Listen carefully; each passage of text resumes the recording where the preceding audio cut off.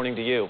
Good morning, Matt. As you mentioned, a memorial service today for one of the victims, other families making funeral plans throughout the weekend as this community continues to mourn.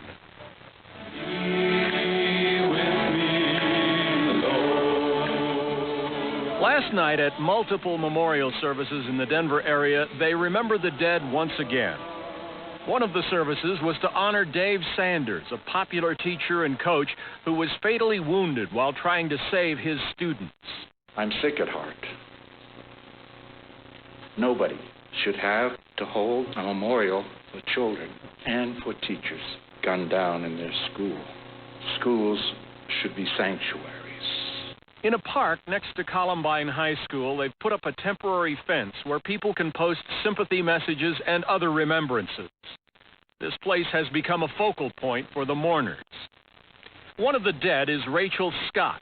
She left her car parked here, and her friends have turned it into sort of a shrine covered with bouquets and stuffed animals. Classmates gathered nearby Thursday in what they said was a celebration of her life. You've lost that love and feeling now. This is the way she'd want it to be. If she was to come here right now and she saw us all crying, she'd be mad. She'd be like, why are you doing this? Why? Oh, God. Oh, God. But many are still crying, trying to cope with the enormity of it all. Many of the students say they want to get back to school. They want to get back together for the remaining 2 weeks of the school year. The big question for school authorities is where. Columbine High will not reopen this school year. Matt? George Lewis. George, thank you. Now, for the first time since the tragic events of Tuesday, we're going to hear from the principal of Columbine High, Frank DeAngelis. Mr. DeAngelis, good morning to you, and thank you very much for joining us. Good morning. I understand that you had not been back to the school since Tuesday. You arrived there just a few minutes ago. Can you share your thoughts upon looking at that school building? It's eerie. Brought back some very bad memories, but I needed to do it. The next thing I would like to do is go inside the building once there is clearance. I really need to put some closure on this, but it brought back some very bad memories of a day that I'll never forget. Mr. DeAngelis, for the past couple of days, everyone has been searching for the answer to the question, why? Have you thought of anything over these past 2 days that's allowed you to come closer to answering that question in your own mind? No. Since it first occurred on Tuesday morning, I think we're all asking, what could we have done? I know there's faculty members, there are students and parents saying, is there anything we could have done? And I don't think there's an answer. This is something that was totally unexpected.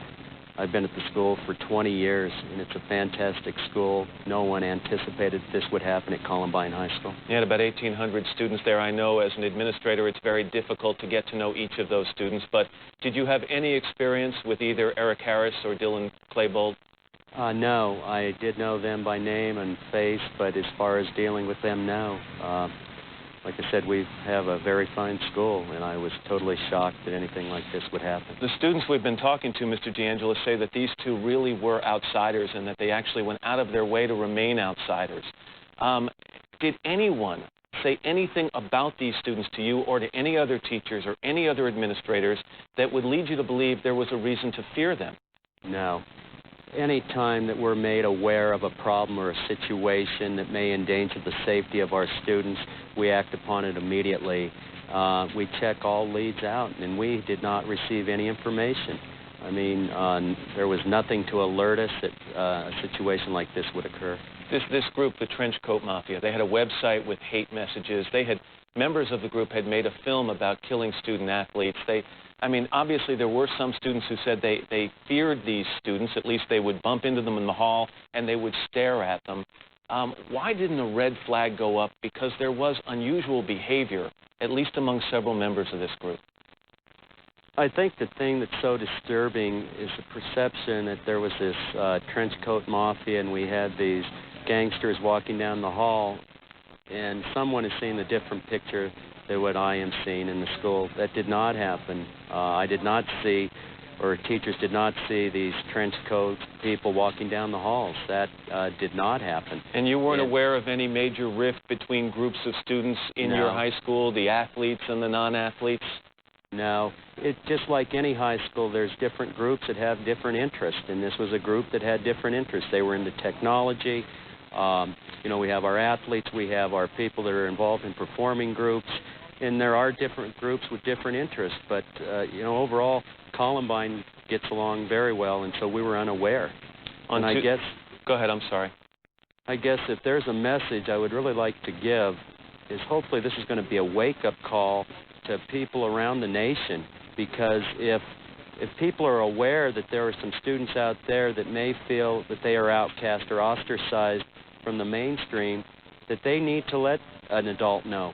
And if I had any advice, if I had to do it all over again, this is a message I will share time and time again, that if there are students out there that knew that these kids could possibly be dangerous, then they need to let adults know, whether it's their parents, teachers, or administrators, because I cannot believe there's an administrator or a teacher in this nation that would not act upon any information they were given. On Tuesday, these two young men entered your school with enormous firepower, not only guns, but bombs. Police have now found a 20-pound bomb in the school's kitchen. Any idea how they can get that kind of weaponry inside your school building?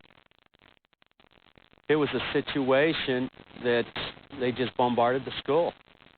What had happened is they ambushed us. In talking to several SWAT team members here, they said if we had the National Guard here on Tuesday morning that we would not have been able to prevent that attack. And it happened when they came in with weapons, and when they did, and I don't know, you know, right now they're stating that there are 2 suspects and they're investigating to see if there were more, but I think once they got control of the building with the weapons, they had full access to what they needed to do or what they hoped to accomplish. It was announced just yesterday, I believe, that this school will reopen for students in the fall. How can you imagine students walking back in, especially students who were there on Tuesday, walking back into that building next fall? To be honest with you, in talking with several students, and I have been in contact with them each and every day, they want to go back in now. I am hearing this from more and more students, that they say, we have so much pride in our school. And I need to tell you that Columbine High School, it's a great school. It's been great for the past 27 years.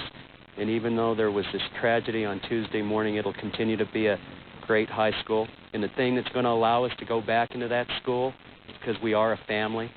We were a family before this happened, and we'll continue to be a family. And so many times in life there are tragedies that unite family members, and that's what is happening. Children are rallying, these kids of ours, I'm so proud of them because they're rallying around this diverse situation. And last night they said, Mr. DeAngelis, do not allow them to take our school from us. They are not going to run us out from this school. And they're ready to go in. And I'm getting the same response from teachers. They are not going to take our school. And they want back in. And if I told them we're going in today, they would support us in that. They're begging me not to take our school from us. Frank DeAngelis. Mr. DeAngelis, thank you so much for sharing some time with us. Thank you. And good luck to you.